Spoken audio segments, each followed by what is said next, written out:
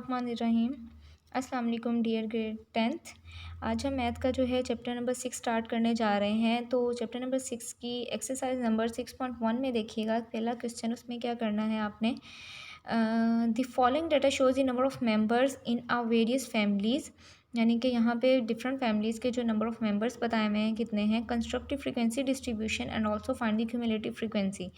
अब हमने किस तरह से फ्रीक्वेंसी डिस्ट्रीब्यूशन किस तरह से बनानी है और क्यूमुलेटिव फ्रीक्वेंसी किस तरह से बनानी है वो देखिएगा। अब नीचे देखो डाटा गिवन है, यानी कि कोई फैमिली होगी जिसमें 9 मेंबर्स हैं, किसी में 11 हैं, 4 हैं, 5 हैं, इस तरह से डिफरेंट आपको डाटा गिवन है। ठीक है, तो फ्रीक्वेंसी का मतलब देखिए क्या होता है, तादाद हमने बतानी है कितनी तादाद में जो है वो क्या चीज़ आ रही है आपके पास। ठीक है, frequency distribution of the number of families और क्यूमुलेटिव फ्रीक्वेंसी क्या होती है वो भी हम देखते हैं, जो क्वेश्चन करेंगे तो इंशाल्लाह आपको क्लियर हो जाएगा।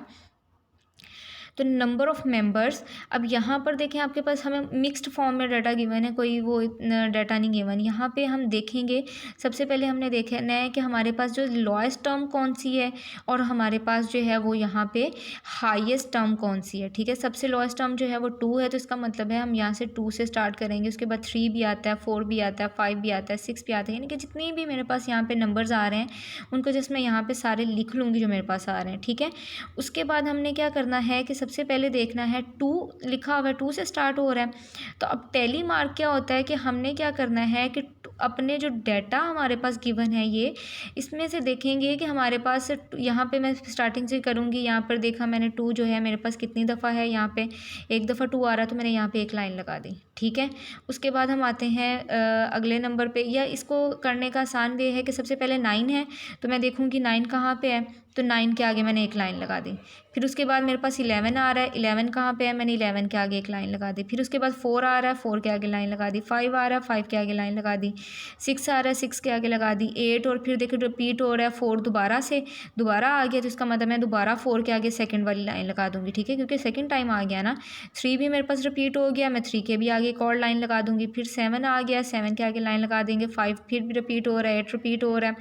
तो आगे जितनी दफ़ा वो रिपीट होगा हम उसके आगे उतनी ही दफ़ा क्या करेंगे, उतनी ही उसकी लाइंस लगा देंगे। ठीक है, जितनी भी सारा डाटा हम इसी तरह से देखेंगे, जो जो नंबर हमारे पास आएगा उसकी हम एक एक लाइन लगाते जाएंगे। वो चाहे जितनी मतलब 10 दफ़ा रिपीट हो रहा है तो हम 10 लाइंस लगा देंगे उसकी, ये नहीं कि एक ही दफ़ा लगाएंगे। ठीक है, आगे जो है टैली मार्क से हमें फ्रीक्वेंसी बनाना बहुत आसान हो जाती है। एक लाइन है तो उसका मतलब है इसकी फ्रीक्वेंसी क्या है, एक है। इसका मतलब है 2 इस डाटा में जो है सिर्फ एक ही टाइम है।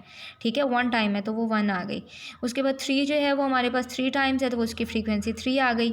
4 जो है वो हमारे पास यहाँ पे क्या है, अच्छा यहाँ पे एक और चीज़ देखिएगा कि जब आप कोई नंबर हम लगा रहे हैं, क्योंकि हमारे पास अगर 4 जो है यहाँ पे देखो 6 टाइम्स है, तो मैंने क्या किया 1 2 3 4 लाइन लगाई, और जब 5th टाइम मेरे पास वो नंबर आएगा तो मैं क्या करूँगी, इसको ऐसे क्रॉस कर दूँगी ऊपर। ठीक है, एक छोटी लाइन लगाते हैं जो हम उन 4 लाइंस को हम क्रॉस कर देते हैं, वो हमारी 5th वाली लाइन होती है। ठीक है, और आगे यहाँ पे 4 + 1 कितना हो गया, 5 + 1 कितना हो गया 6, और इसी तरह से बाद में 5 जो है हमारे पास 4 टाइम है वो है, वो कर दिया। 6 जो है वो भी हमने सारी इसकी फ्रीक्वेंसी बना दी, जितनी जितनी दफ़ा जो जो नंबर आ रहा है वो हमने लिख दिया। ठीक है, बस ये याद रखिएगा कि जो 5th लाइन होगी वो आगे आप लिखोगे नहीं, बल्कि 5th लाइन जो है वो 4 लाइंस के ऊपर ऐसे यूँ क्रॉस करोगे, देन 6 वाली लाइन जो है वो आगे लिखोगे। ठीक है, और क्यूमुलेटिव फ्रीक्वेंसी किस तरह से बनानी है, उसमें क्या करते हैं हम, जो फर्स्ट फ्रीक्वेंसी होती है वो एज इट इज़ रहती है, और फिर हम क्या करते हैं उसमें आगे नीचे जो है वो हम उसमें ऐड कर देते हैं, यानी कि 1 + 3 यहाँ कर देंगे 4 हो जाएगा।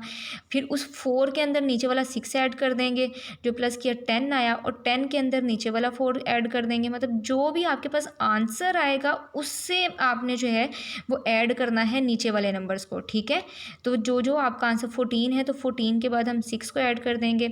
फिर 17 आ गया, उसके बाद हम आगे नंबर ऐड कर देंगे, तो आप फाइनल आपके पास क्या आ गया 39।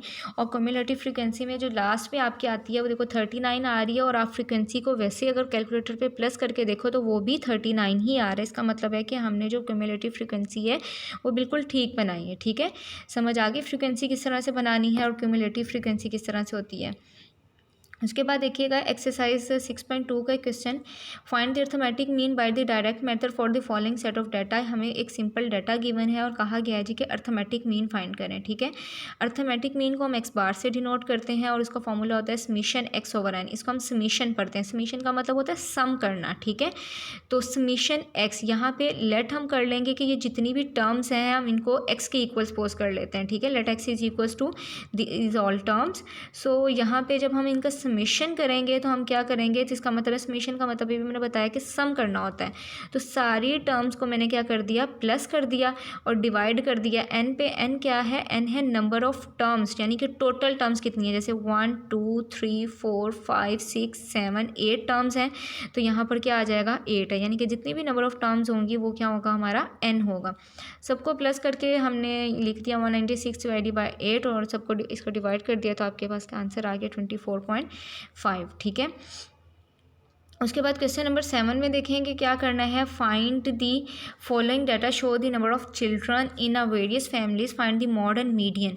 अब यहाँ पे ये भी आपको डिफरेंट डाटा गिवन है, तो इसको हमने क्या करना है, मॉड और इसका मीडियन फाइंड करना है। वो किस तरह से करेंगे, writing the observation in ascending order. जब भी हमने मीडियन फाइंड करना होता है तो हम अपनी जो डाटा गिवन होता है उसको असेंडिंग ऑर्डर में जो है वो अरेंज कर लेते हैं, ठीक है।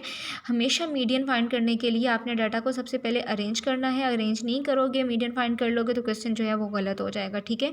तो सबसे छोटी जो टर्म है वो वहाँ से स्टार्ट करेंगे 2, फिर उसके बाद 3 जो है वो हमारे पास है 3 टाइम्स है, 4 है, जितनी टाइम भी होगा वो उसको हम उतनी दफ़ा ही उस नंबर को लिखते जाएंगे एक अरेंज्ड फॉर्म में, ठीक है। और मोड आपके पास क्या होता है, मोड हम कहते हैं मोस्ट फ्रीक्वेंट ऑब्जर्वेशन, यानी कि जो ऑब्जर्वेशन यहाँ पे सबसे ज़्यादा रिपीट हो रही होती है वो हमारा क्या होता है, मोड होता है, ठीक है। यानी कि 2 जो है ओनली 1 टाइम है, 3 जो है 3 टाइम्स है, लेकिन 4 जो है वो यहाँ पर देखिए कितनी दफ़ा है, 1 2 3 4 5 6, यहाँ पे जो 4 है वो आपके पास 6 टाइम्स है, ठीक है। इसी तरह से जो 9 वाली टर्म है वो अभी आपके पास काफ़ी टाइम यानी कि ज़्यादा दफ़ा है, तो इसका मतलब है कि इसका जो मॉड है वो क्या होगा, 4 होगा और 9 होगा, ठीक है। तो नंबर ऑफ़ ऑब्जर्वेशंस कितनी है यहाँ पर, 38, ठीक है। अब समझ आ गई मोड को किस तरह से आपने करना है। सिंपल, सिर्फ आपके पास जो नंबर सबसे ज़्यादा दफ़ा रिपीट हो रहा होगा वो क्या होगा, आपका मोड होगा।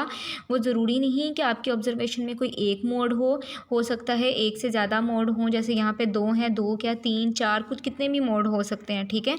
तो ये कोई नेसेसरी नहीं है कि हर के ऑब्जर्वेशन में सिर्फ आपके पास एक ही मोड होगा, ठीक है। जो नंबर्स, जो एलिमेंट, जो आपके पास ऑब्जर्वेशन सबसे ज़्यादा दफ़ा रिपीट हो रही होगी वो क्या होगा, आपका मोड होगा, ठीक है। 4 ज़्यादा दफ़ा रिपीट हो रहा है तो 4 मोड होगा, 9 ज़्यादा दफ़ा रिपीट हो रहा है तो 9 मोड होगा, ठीक है।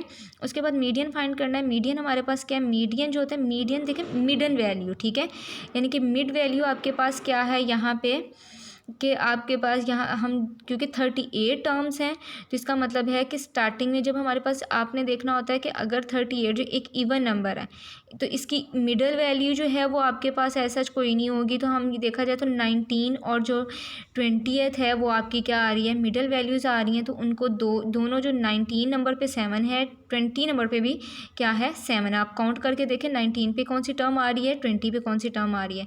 तो जब हम 2 टर्म्स आ रही होती हैं तो फिर इसका मतलब है कि हम उनको प्लस कर देते हैं। जब आपके पास इवन नंबर ऑफ़ ऑब्जर्वेशंस जो होती हैं वो अगर आपके पास इवन है तो इसका मतलब है कि आपके पास 2 टर्म्स आएंगे। और अगर नंबर ऑफ़ ऑब्जर्वेशंस ऑड होती, यानी कि मेरे पास अगर यहाँ पे फॉर एग्जांपल कि अगर मेरे पास 3 टर्म्स हैं तो 3 टर्म्स में से मैं अगर कहूँ कि जी मीडियन का क्या होगा तो सेकंड वाली टर्म होगी, यानी कि मिडल वैल्यू। और इसी तरह से अगर मेरे पास 4 टर्म्स हैं तो अब उसकी 4 टर्म्स की मिडल वैल्यू मेरे पास क्या बनेगी, 2 और 3 वाली टर्म्स को मैं आपस में प्लस कर दूंगी और 2 पे डिवाइड कर दूंगी, ठीक है।